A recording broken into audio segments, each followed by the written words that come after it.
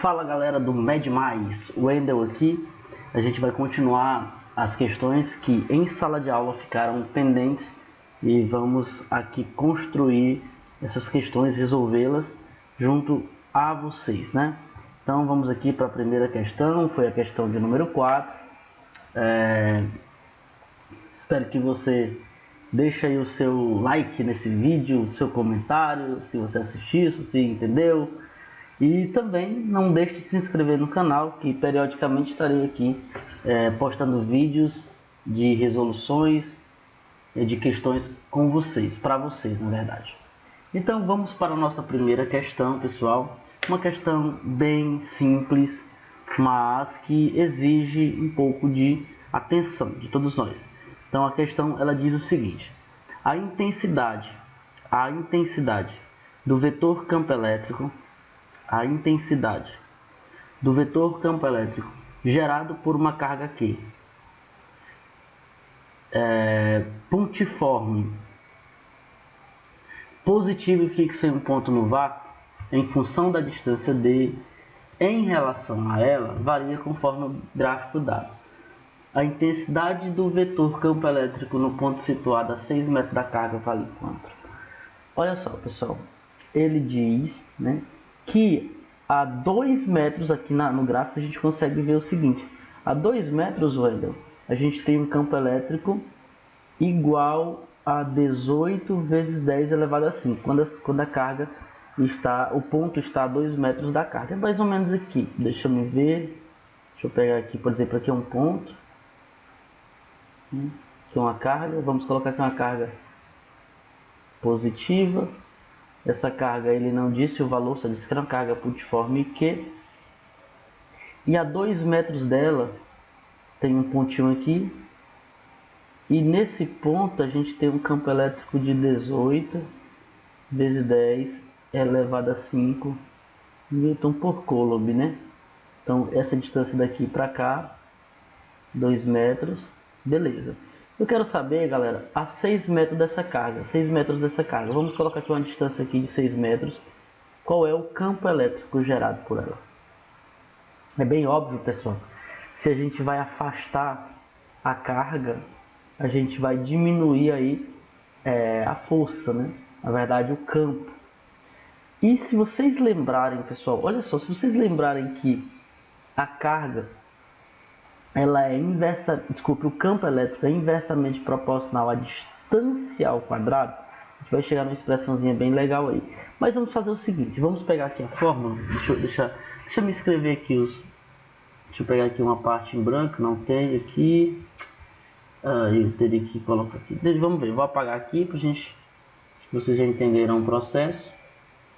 Eu vou apagar aqui tudo, pra gente fazer as contas, né, Wendel? Beleza.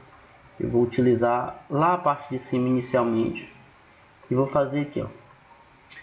O campo elétrico, pessoal, o campo elétrico é K vezes Q dividido pela distância ao quadrado. Ok até aí?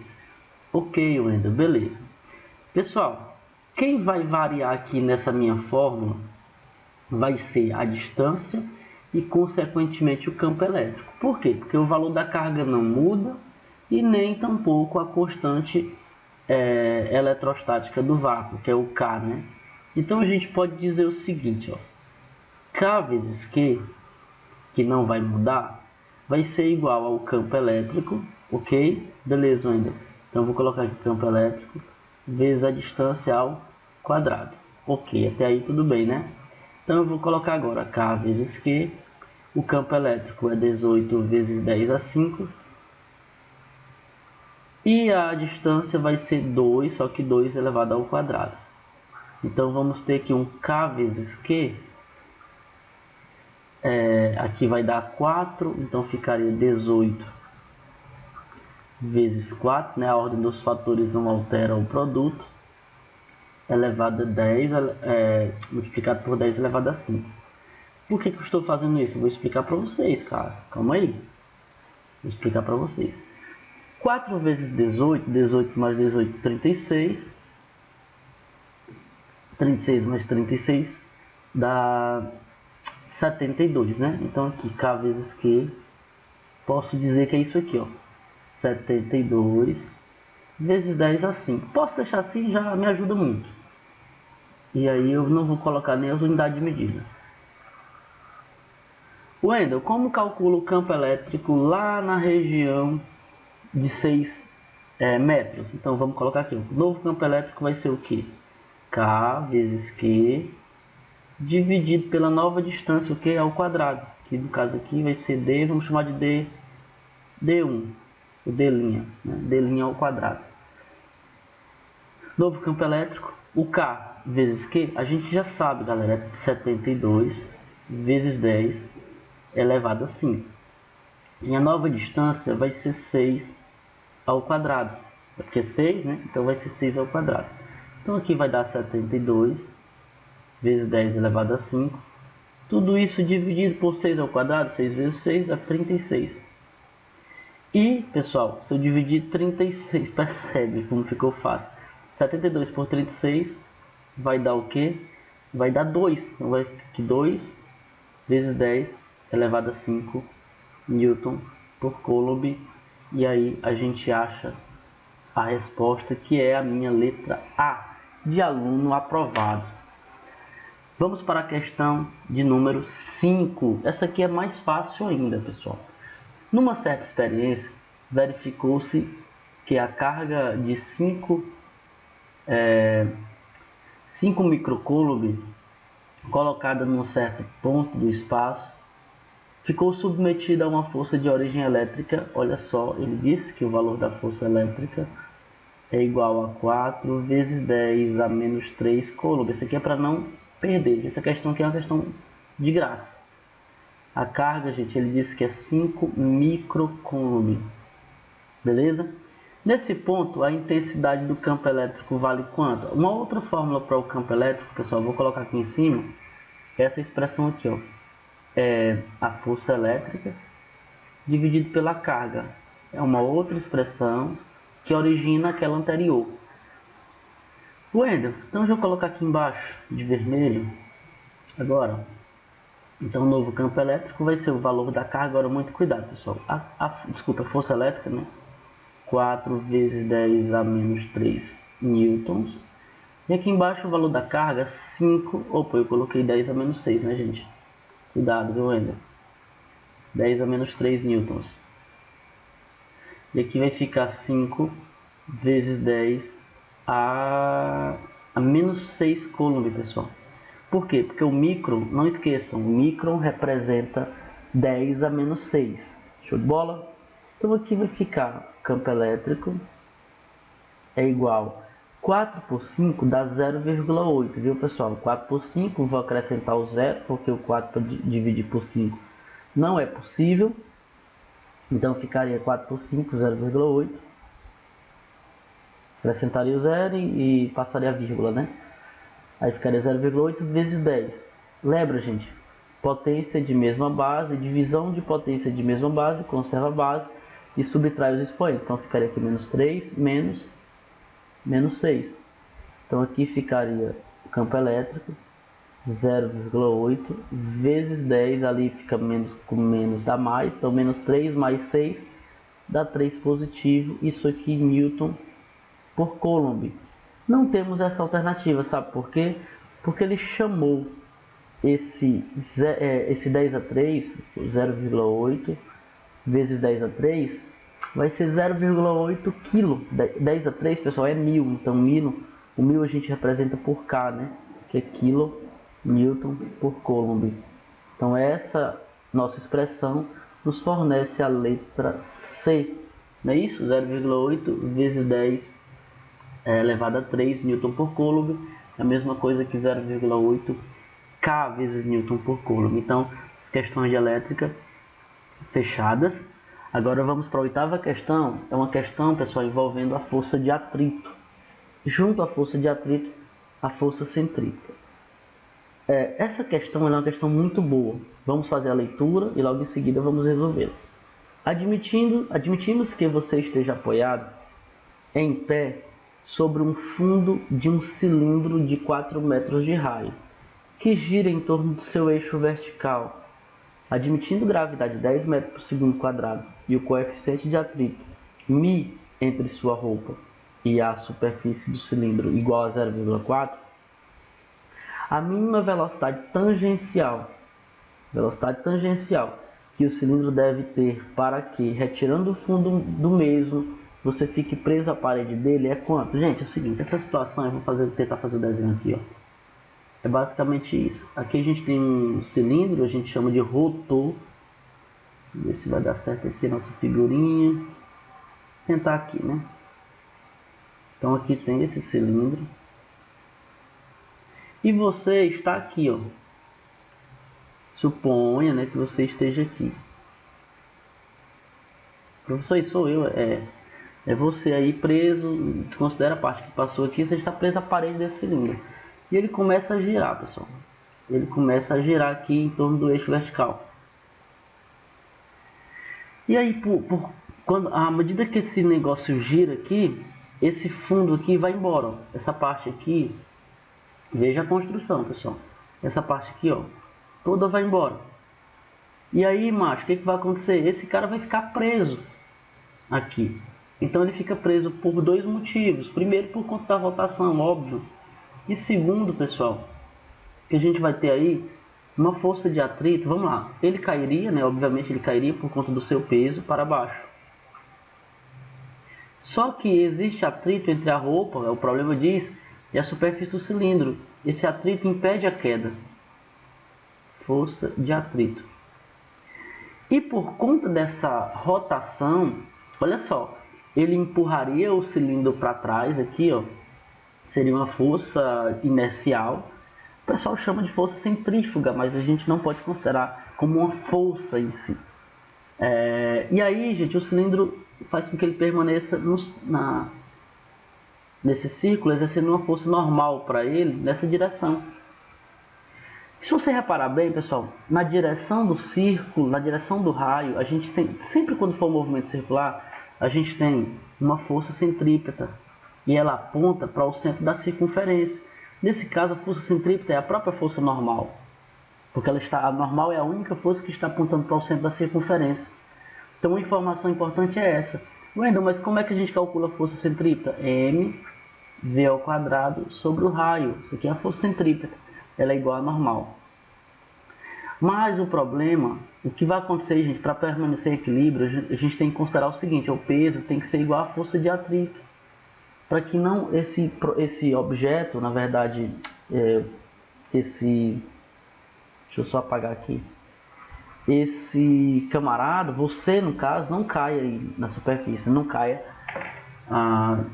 e também não aconteça uma tragédia. Então, para isso eu vou dizer que a força de atrito deve ser igual ao peso, para que haja equilíbrio aí. Mas quem é a força de atrito, pessoal? Lá na mecânica, né? Força de atrito, opa, cadê aqui o nossa cozinha, pronto. A força de atrito, eu lembro, é μ vezes a força normal, que é igual ao peso, que é m vezes g, né? Ok. Vou colocar aqui, ó. Então, μ, olha só, gente, a força de atrito é μ vezes a normal, mas que é a normal? É mv ao quadrado sobre o raio. Tudo isso é igual a mg. Se você cancela a massa do lado do outro, ele quer saber a velocidade, pessoal. Aqui, ó. Deixa eu jogar para cá toda essa minha fórmula. Ficaria assim, a velocidade ao quadrado é igual a gravidade já está lá, vai ficar rg, né? O r passa multiplicando o g, o μ vem dividindo. Então aqui eu posso substituir agora os valores, pessoal. A velocidade vai ser igual a raiz quadrada, né? O raio da trajetória, ele disse que era 4 metros de raio, a gravidade 10.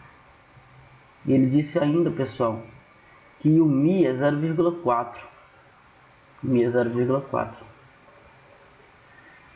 4 dividido por 0,4 dá 10. E 10 vezes 10 dá 100. Então aqui vai dar a raiz quadrada de 100. Ou seja, a velocidade vai ser igual a 10 metros por segundo. A velocidade que esse rotor precisa ter para que o camarada não despenque é 10 metros por segundo. Perceba que essa questão ela não é uma questão difícil, mas ela relembra da força de atrito, força centrípeta e ainda relembra, pessoal, essa relação de força normal. Força normal nem sempre vai ser, força normal é igual ao peso. Muito cuidado com isso. A força normal vai ser sempre a força de sustentação, de equilíbrio realizada por uma superfície de contato. E o contato aí é a parede do cilindro, que exerce uma força perpendicular que chamamos de normal. Beleza? Vamos fazer mais um. E essa aqui é a nossa última questão do nosso desafio. Ela fala o seguinte: um dos fatores que influem no desempenho de um carro de Fórmula 1 é o efeito asa. Esse efeito, que pode ser mais ou menos acentuado, surge da interação do ar com a geometria do carro, quando se altera o ângulo de inclinação dos aerofólios, pessoal. Quando se altera o ângulo de inclinação dos aerofólios, surge uma força vertical para baixo, de forma que o carro fica mais preso ao solo. Considerando um carro com efeito asa igual ao seu peso, coeficiente de atrito estático 1,25 entre os pneus e o asfalto, gravidade 10 metros por segundo quadrado. Esse carro pode fazer uma curva plana horizontal de raio de curvatura 100 metros sem deslizar com velocidade máxima de quanto? Eu ainda não entendi muito esse problema não. Vamos ver aqui se a gente consegue desenvolver. Vamos considerar que essa caixinha aqui que eu estou desenhando seja o carrinho de Fórmula 1. E, pessoal, naturalmente, sobre esse carrinho de Fórmula 1, a gente vai ter o peso para baixo, não é isso? Só que ele disse que nessa situação, a gente vai ter aí, deixa eu ver se eu consigo...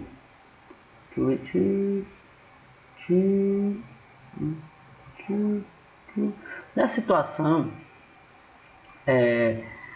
ele está agora sujeito a uma força relacionada ao ar, né? É o efeito asa. E ele diz que essa força prende o carro ao solo. Essa força prende o carro ao solo.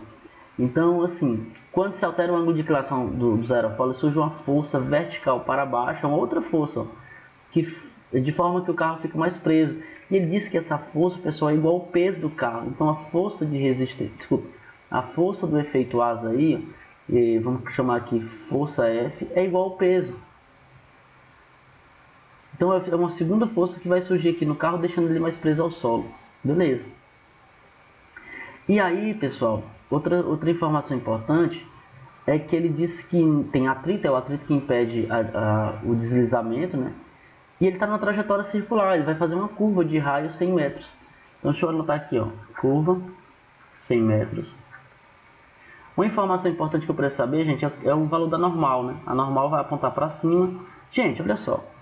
Se haverá equilíbrio na horizontal, ou seja, ele não vai afundar no chão e nem vai ficar pulando, então a normal é igual a essas forças que agem para baixo. A normal para cima vai ser igual a somatória das forças que agem para baixo. Se você analisar aqui, ó, a normal vai ser 2 vezes o valor do peso, porque o efeito asa é P e a gravidade também, a força peso é P, então vai ficar, a normal vai ser 2 vezes o peso. Outra informação importante. Por que eu estou fazendo isso? Porque aqui, gente, esse carro ele teria a tendência de deslizar para fora da curva. Essa seria a tendência de deslizar. Então, existe uma força que impede esse deslizamento para fora da curva, que é a força de atrito. E nesse caso, a força de atrito ela é a própria força centrípeta. Então, a força centrípeta nessa situação é a própria força de atrito.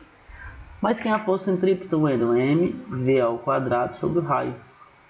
Wendel, quem é a força de atrito? É o μ vezes quem? A normal. Se eu sei dessas informações, pessoal, o que eu vou fazer? Eu faço aqui, ó, mv ao quadrado sobre o raio é igual a μ vezes a normal, gente, é 2 vezes o peso, então vai ser 2 vezes m vezes g. O m, novamente, pessoal, vai embora, ué. Então vai embora m, aí fica assim, ó, velocidade ao quadrado é igual a 2 vezes μ r g. Vou colocar aqui embaixo agora, vou continuar aqui, ó. Então a velocidade vai ser igual a raiz quadrada. O μ é 1,25. Desculpa, o μ, só que eu tenho que colocar o 2, né? Agora ainda, deixa eu apagar aqui. Vou colocar aqui o 2. Vai ficar 2 vezes 1,25. O raio é 100 e a gravidade é 10. Então aqui vai dar 2,5 vezes 100. 250 vezes 10, 2.500. Então aqui vai dar raiz quadrada de 2.500. Então a velocidade vai ser igual a quanto, gente? 50 metros por segundo. 50 metros por segundo. Que no caso é a alternativa A. 50 metros por segundo. Isso aqui equivale a 180 km por hora, viu, pessoal? Mas cuidado, ele coloquei 80, 100, 120. Não, essa questão ela fica muito fácil, porque 80 metros por segundo, se eu multiplicar por 3,6, vai ficar um valor muito absurdo. Principalmente essas outras, 100 dá 360 metros por segundo. É carro de Fórmula 1, né, Wendel? Mas eu acho que fica muito rápido, não dá. Então a resposta correta, letra A, beleza? Então assim, gente, um abraço. Abraço. Não esqueçam de deixar o like no vídeo, comentar aí. Wendel, eu sou aqui o fulano de tal do colégio CPI, eu sou o fulano de tal do colégio CEP, eu sou o fulano de tal do colégio do estado ali, sou o fulano de tal, enfim. Beleza? Um abraço, tamo junto, a gente se encontra em breve aí presencialmente mais uma vez. Tchau, tchau.